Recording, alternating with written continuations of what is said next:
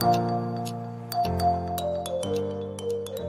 truth is that it has such a profound impact on every aspect of our life that it will make or break as a sector our future, our sort of journey to a sustainable future. If we don't get, this sector doesn't do its bit, then we can forget it full stop for humanity and for nature as a whole. Hello everyone and welcome to Future X, a podcast by Martin Hearn, Event Director at FutureBuild, and co-host Dr. Oliver Jones, Research Director at Ryder Architecture. Future X will bring together some of the brightest minds and some of the most disruptive thinkers and innovators to transform the construction industry and build a Future X community of like-minded people that can begin to make a real change. We really hope you enjoy the series. Hello and welcome to episode 4 of Future X. My name is Martin Hearn and I'm the Event Director at FutureBuild, and I'm really pleased to be once again joined by Dr. Oliver Jones at Ryder Architecture. This week, and carrying on our theme of talking to those net zero pioneers and disruptors, I'm really pleased to say that our guest is Manish Dutta of the UK GBC. Manish is a fellow at the University of Cambridge Institute for Sustainability Leadership, and formerly Manish led cross-business teams to deliver and design Marks and Spencer's multi-award winning and globally renowned sustainability strategy, Plan A. He has a wealth of knowledge and experience in sustainability leadership, and his role now at the UK GBC sees him look after the membership and partnerships of over 600 member organisations. Oliver, over to you. Hi Manish, thanks for joining us on the Future X podcast. It's such a pleasure to be here with you, Oliver. Thank you so much to Ryder and FutureBuild for inviting me to share some thoughts today. I don't get asked much, so it's a real privilege. So thank you very much.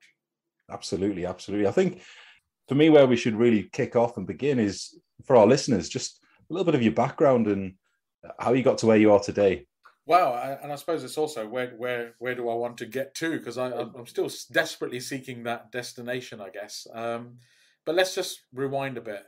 So I think even before my career, my background, which I do like talking about more and more, is I was born in Africa. I'm of Indian origin, and I was basically, my childhood was spent in the nature of East Africa, and also often in the great contradiction in terms of inequality of India. And that kind of shaped me more than recently I've realized just how much that shaped me as an individual.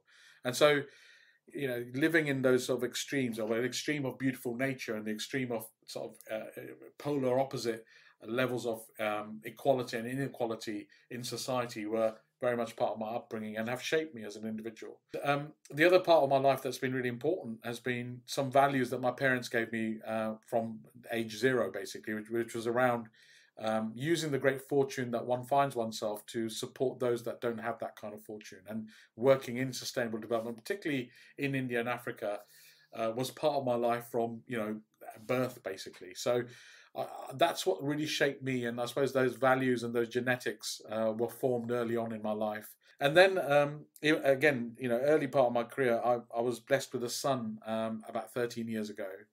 And I think that for me was a real moment of epiphany. That made me look at the world in a completely different way. And for anyone who has children or has experienced, you know, that kind of addition in your life, you'll realize that you start measuring time in a completely new way.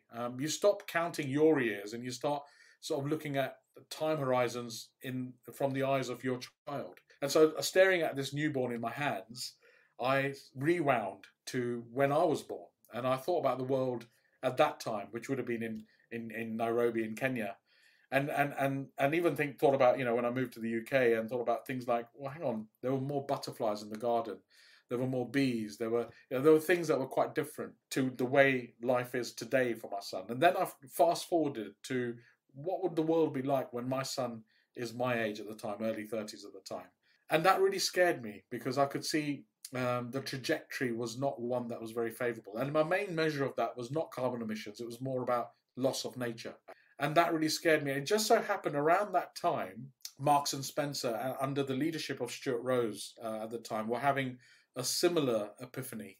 And Stuart Rose had watched An Inconvenient Truth, the film by Al Gore, and that really moved him. And that moved him so much to take 100 of his top managers into a cinema, make them watch the film, gave them the book, and asked them to come back and with a Marks and Spencer response 3 weeks later. And that's how Plan A was born at Marks and Spencer. And that happened at the same time as the birth of my son. And so I was very lucky that I could get involved in Plan A through Marks and Spencer. And it kind of satiated this burning desire inside me to try and create a world or play a role in creating a world for my son that would be equal to, if not better than, the world that he was sort of coming into. And my work, we'll probably talk about it later, but the work at Marks and Spencer was a very important part of my career in terms of me learning about sustainability, being able to practice it, and seeing some really amazing results as a result of practicing it, all within the realm of real estate. And not just in shops, which you'd expect for Marks and Spencer, but also in offices, in warehouses, and actually working with franchise partners and our businesses right around the world. So that was a very, very magical time. And it was through that work that I was very fortunate enough to come across two organisations that play a big role in my life now. One is UK Green Building Council, and we'll talk about them quite a lot, but Marks and Spencer was a founding member of UKGBC. And secondly was the University of Cambridge Institute for Sustainability Leadership, where I'm a fellow now. And it was because of the Marks and Spencer's sort of pioneering approach that I was invited by CISL, as it's known, the University of Cambridge Institute for Sustainability Leadership, to come and provide that case study. So I got to know them really well. And that kind of opened my eyes to using the Marks and Spencer experience of how I could create a kind of use those skills and experience to create sectoral change. And in 2018, I then decided that, having supported M&S through that journey, and M&S having educated me through the journey, that my time now was to try and get a sectoral push. And I joined predominantly UKGBC for most of my working life, and then a bit I work as a fellow at the University of Cambridge Institute for Sustainability Leadership. So that span over sort of mid 40 years is kind of where I've come from and where I am now. And we can talk more about where I think I'd like to go, perhaps further into this conversation. Yeah, absolutely. I mean, what a rundown of a journey there, Manish. I guess the first place for us to start this conversation is there's a lot of people grappling with how to deliver net zero buildings right now. And one of the other things that we maybe don't talk enough about is trying to grapple with becoming net zero in operation as a business. And it's definitely on our radar. It's something that we talk about all of the time. So it would be fantastic to get a few more insights from you and from the work that you did with Plan A, which was so pioneering and so before its time, into just how you think we might be able to do that. Great. And thanks, Oliver, for being for your kind words for that work, because it was actually, reflecting back on it now, it was bloody hard at times while I was doing it, but reflecting back on it now, it was ahead of its time. And net zero is a relatively modern term, right? So we didn't really talk in those terms at those times at M&S. We actually talked more about wastefulness, and we are just so wasteful in the way we use energy in buildings. And that's what was really motivating. It was, of course, about reducing emissions, but it was framed, and framing and narrative is so important in this whole discussion. It was talked about how can we reduce waste, and when you turn it away from let's become net zero to let's reduce waste, no one likes waste, right? Waste is very understandable, and no one likes it. Achieving net zero is not as understandable and is complex. So one of the great things that retail and Marks and Spencer did is turn quite complex sort of ideas into simple terms that everyone could buy into.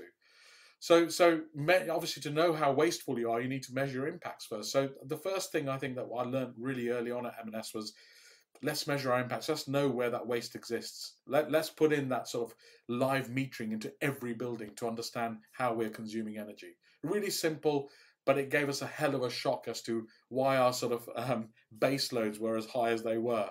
Because it was just really simple things that we could turn off or do differently that would eliminate that wastefulness.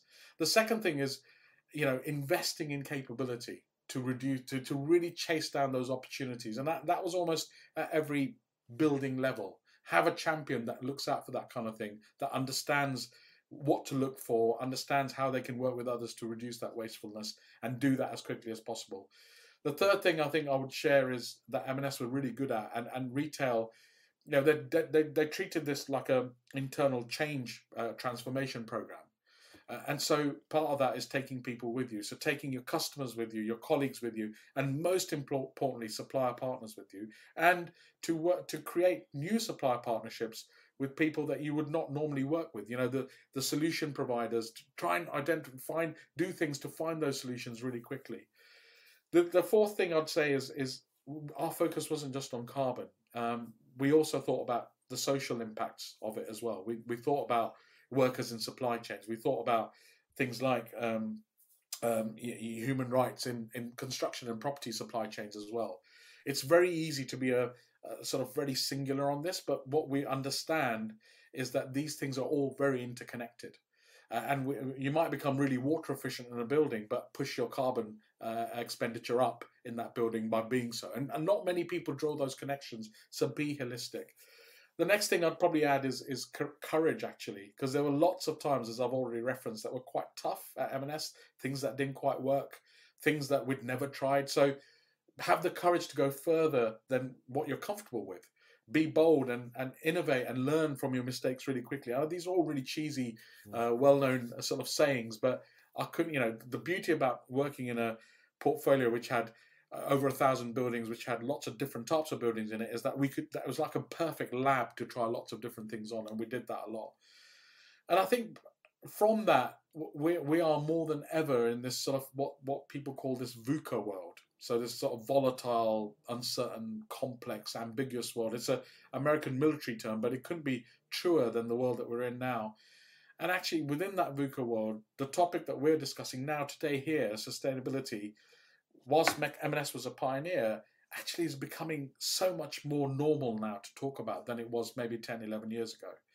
And it's affecting organizations right across every part of their operation. So, for individuals that work in them, it's becoming a moral thing. This is really important. They only want to work for organizations that are aligned to sustainable outcomes.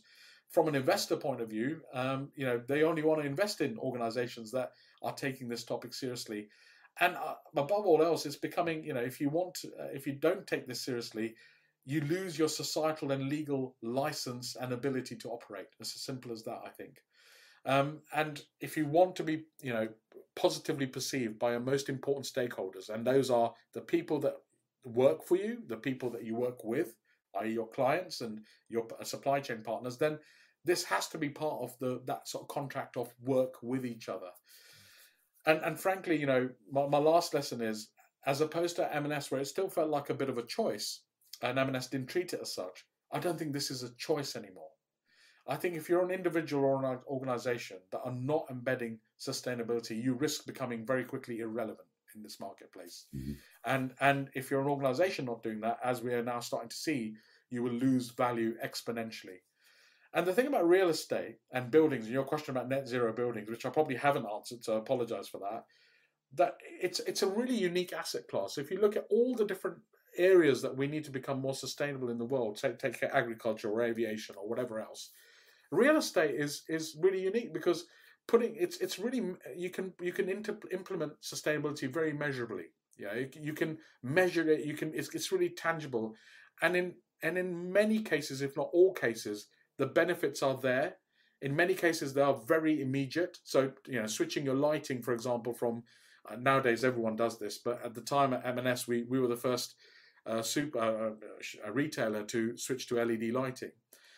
Doing that, that there's an immediate benefit, a carbon benefit and a cost benefit. And actually, for all sustainability initiatives that you'd put into a building, all those benefits are definitely guaranteed. They may not be immediate, but they're guaranteed. There are not many asset classes out there or sectors out there that you can say that about. And I think that's what makes real estate really unique.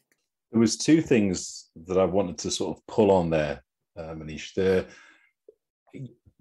Martin and I have often talked about this around zero waste should really be our focus, and that's more about behaviours and attitudes, and as so rightly as you've touched on, that's tangible to everyday folk. to the people that work with you and for you, and people can understand that zero waste position a lot easier, I think, as you've so well articulated.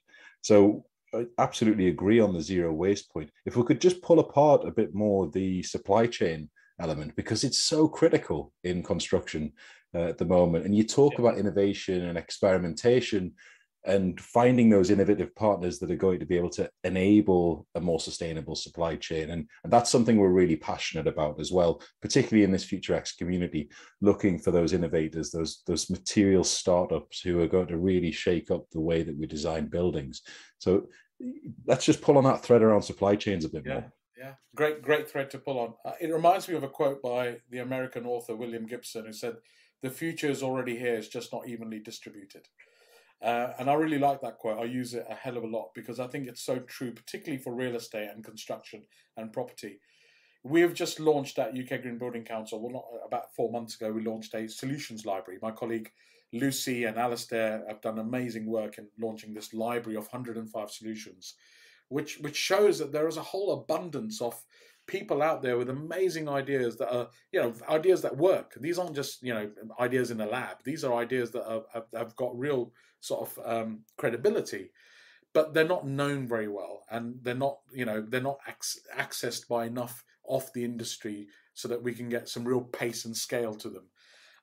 And our work at UKGBC is being that bridge between those innovators and the big businesses that need those solutions to challenge some of to sort of overcome some of our wicked problems.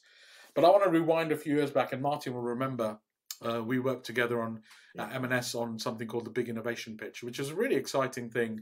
We ran it for 3 years, I think, from memory.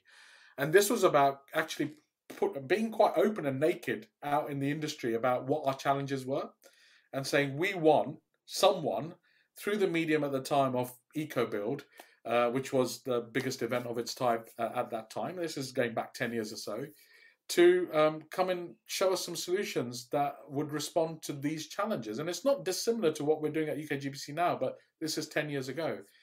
And it was amazing to be able to get the kind of response that we did. And some of these SMEs and startups and people, I recall in particular a water efficiency technology. It was a simple attachment at the end of basically a tap that enabled the water to come out still, to the user to the same level, but actually 30% less water came out. So it was very water efficient. And the beauty about retail is that if there's an idea like that, we can deploy it really quickly right across our chain with great pace. But that guy who was the innovator, and forgive me for forgetting his name, had created this innovation in his shed, in his garage, and needed someone like Marks and Spencer to really give it the kind of platform to really progress. I was so pleased through that initiative, and there were many other examples. That wasn't the only one. There was a additive that we put into our wet heating systems to make them more energy efficient, i.e. to use less energy to create the same level of heat, endotherm, I think it was called. And those are the kind of ideas that we were able to do at the time, that we did at the Marks and Spencer version of with the Big Innovation Pitch, and now are doing at the UKGBC version of. Let me just make a point though about the long tail of construction and the property sector. We are fairly. It's fairly easy for us just to focus on the big brands in those sectors, the big main contractors, the big developers, the big occupiers. Over 70% of UKGBC's membership, we've got 600 members, over 70% of them are what you would technically term as SMEs. If we had to get anywhere near the net zero aims that we've got, the zero waste aims we've got, whatever you want to call them, engaging that community is going to be it's kind of has to be default. It has to be the minimum that we do, because they're the solution providers, as I've already shown some examples of, and they're also the deployers of those solutions that we're going to be so very desperately reliant on. So whatever we can do as an industry to encourage them, to inform them, to raise their awareness, whatever government can do to create policies that motivate them, is going to be really, really critical. Otherwise, we're not going to get there. It's as simple as that. Stop focusing purely on tier 1. Think about tier 2, 3, 4, 5, 6, and so on. Manish, that's absolutely fascinating. I remember those times fondly as well. It was Waterblade, by the way, was the product. That's it, yeah, thank you, Waterblade. That we found. And I think having a partner like M&S and you mentioned it before, one that was willing to take risks and find these innovations and enable them to quickly scale as well, to bring quite big results. Was fantastic. You've mentioned the SMEs there. What do you feel is holding back this innovation being implemented into the major projects, into the supply chain? It's a great question, Martin, and I think sadly there were some great innovations that you and I uncovered with the big innovation pitch that didn't make it, and it was because I think the key word here is risk to some degree, right? So I think the sector is quite risk averse. It's quite traditional. It's not easily disrupted. It doesn't want to be disrupted in many cases. I think that's changing somewhat now, but it's still way behind other sectors that, retail is a sector that is being disrupted left, right, and centre at the moment, right? And so the incumbents are disrupting as well. There are new players in it.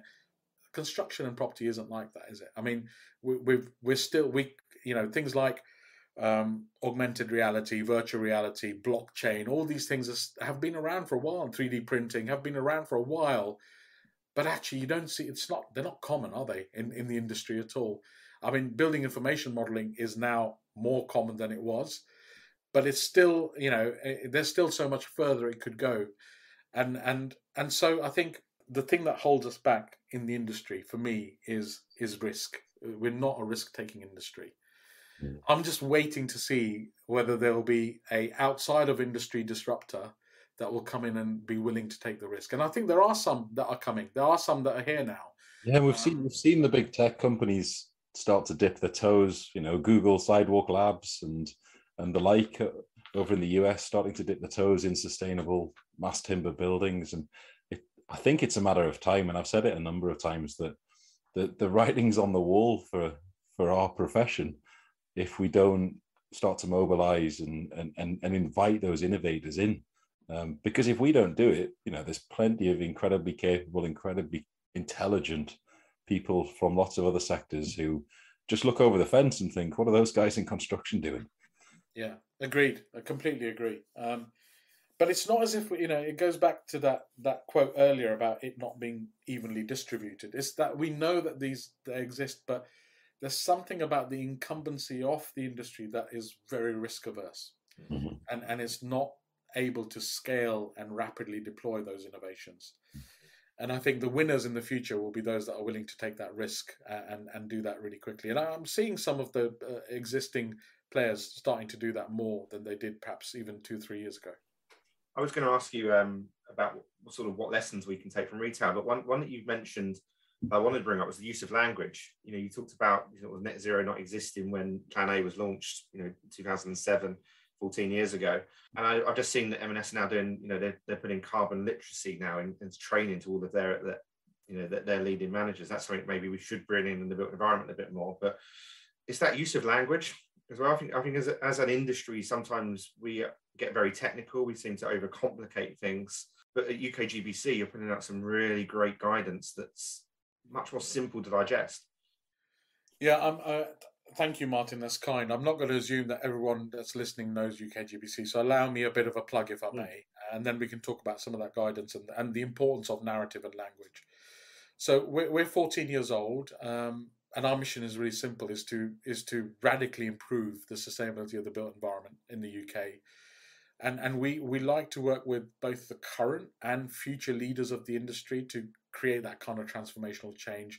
And at the heart of our model are sort of 4 habits or behaviors, is what I like to call them, or ways of working.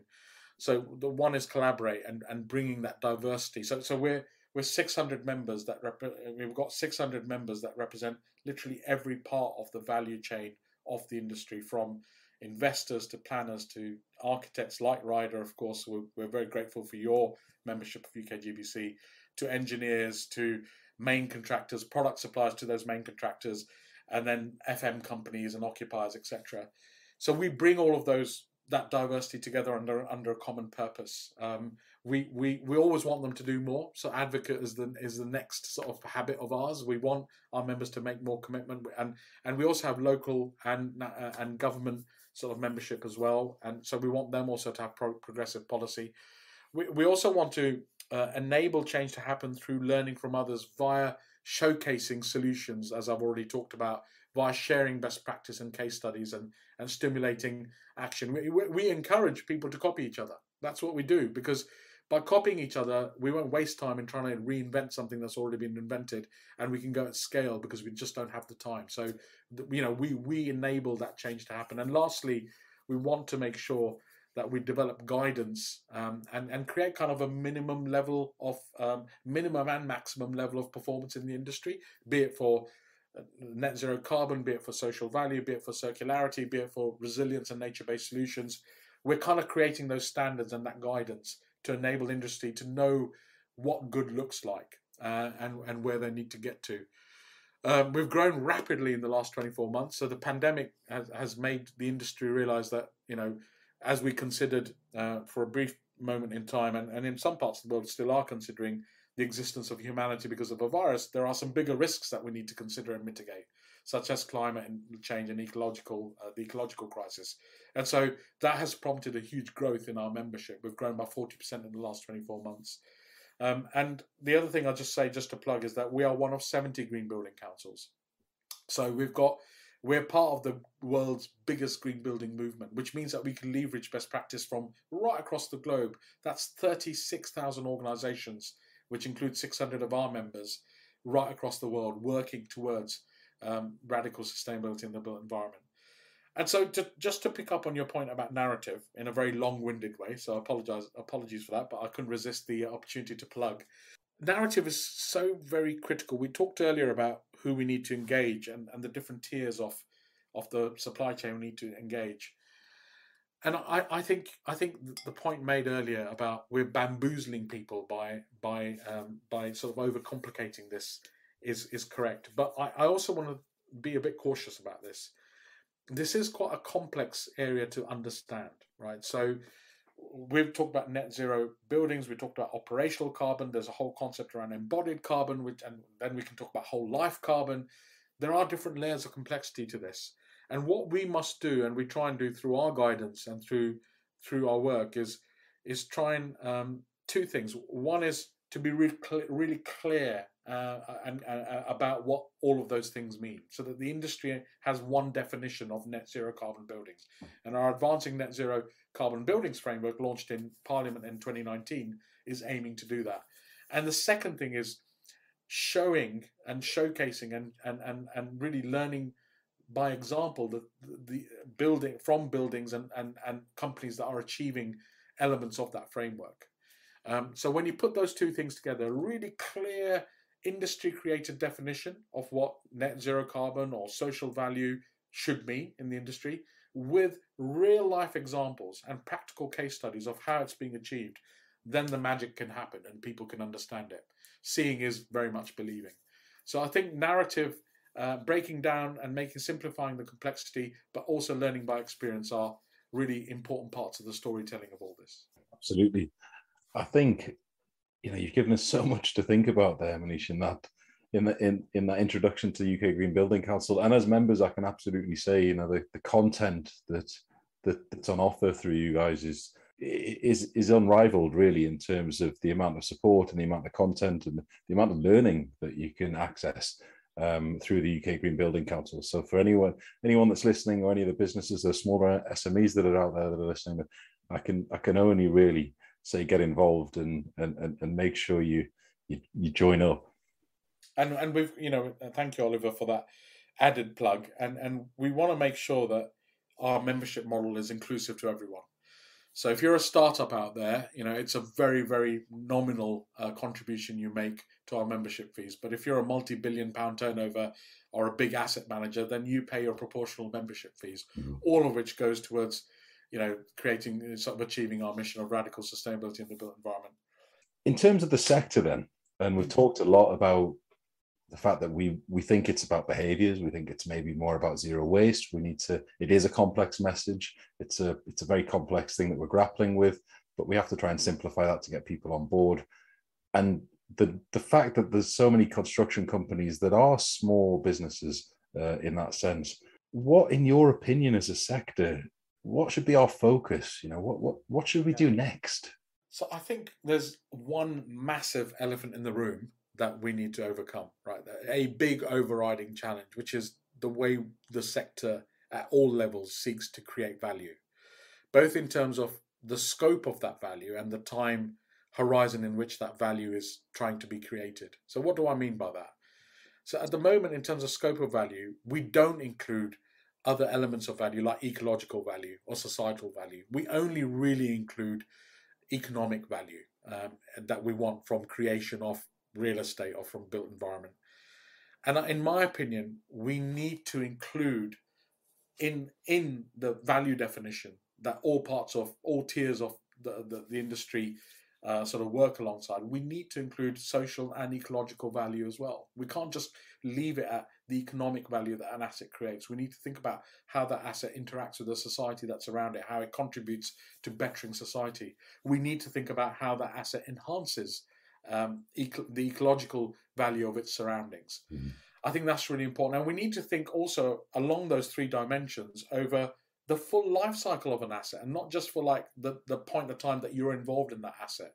So if you're an architect like Ryder, you've got to think about the legacy and the sort of the legacy of the design that you're creating, and you're not just creating the design to earn the fees that your client's paying you, right? So that's what I mean about thinking of it over the lifetime, and not to limit then on value creation just on the time that a particular stakeholder is involved in that project. And I think what that will mean, if we can tackle that elephant in the room and overcome the challenges, that we will start valuing assets differently and create assets in an altogether different manner, which may actually draw more value out of existing assets than always creating new assets. Mm-hmm. And so there's some very popular retrofit first type campaigns that are out there, which I have a lot of respect for, because certainly in the developed world, in the world that we live in the UK, in most parts we really do need to fix our existing buildings before deciding to create new ones. Yeah. But only if we value them in a different way to the way we value them at the moment. At the moment, we're purely thinking of economic value. We need to think of a multi-dimensional value proposition for the industry. And that's why I'm really excited. We've been involved for quite some time now with the Construction Innovation Hub and the work that they're doing around the UK Value Toolkit. And yes, there's lots of toolkits that are out there now.